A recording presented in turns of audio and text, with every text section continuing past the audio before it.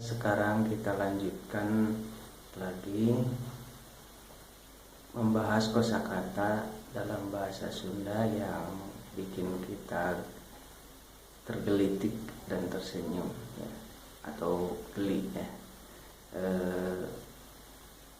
Kali ini kita akan bahas ulu kutek dan eleketek.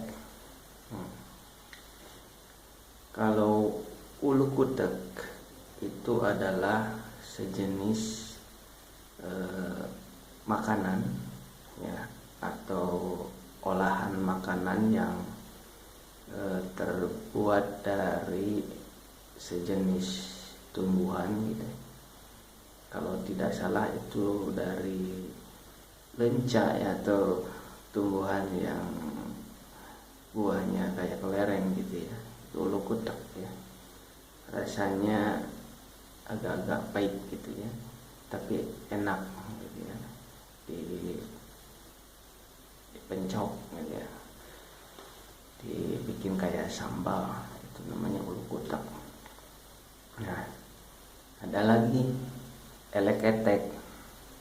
Nah, kalau eleketek itu adalah menggelitik seseorang supaya geli, itu namanya eleketek. Si eta di eleketek dibikin geli artinya. Nah itu. Jadi dua kata itu mirip tapi beda makna ya. Jadi antara ulu kutek dan eleketek adalah dua kalimat yang beda maknanya ya. Nah itu sementara itu dulu. Simak terus channel si Abah di YouTube. Oke, don't miss it. Dah.